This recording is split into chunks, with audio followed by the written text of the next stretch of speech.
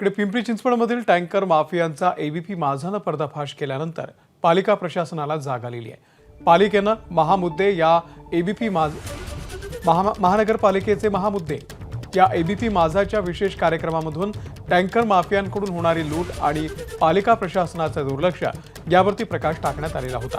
यानंतर पालिका खडबडून जागी झालेली आहे। पाणी पुरवठा सुरळीत करण्याच्या दृष्टीनं पालिकेनं सर्वेक्षण सुरू केलेलं आहे। सोसायटी धारकांना टँकरनं पाणी खरेदी करण्याची वेळ का आली, पालिकेकडून अपेक्षित पाणी का मिळत नाही, पालिकेकडून अपेक्षित पाणी का मिळत नाही, त्यासोबतच कमी दाबानं पाणी पुरवठा होण्याची ओरड का होतीये याचं सर्वेक्षण आता केलं जात आहे। त्यासोबतच पाण्याची पाईपलाईन वाढवण्याची सुद्धा निविदा काढण्यात आलेली आहे।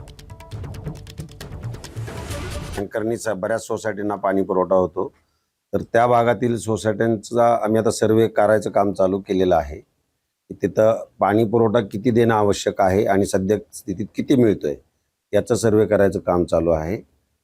आणि तसेच जर आवश्यक भासल्यास तिथे त्या भागात मनपामार्फत होणारा पाणी पुरवठा, तसेच त्या सदर सोसायटीज मनपामार्फत वैयक्तिक केलेला पाणी पुरवठा व आवश्यक पाणी पुरवठा किती आहे त्याचा विचार करून त्यांना वाढीव व्यासाचे कनेक्शन देता येईल का याचा सारासार विचार करून पुढील कारवाई करण्याचे नियोजन आम्ही आता आखलेले आहे।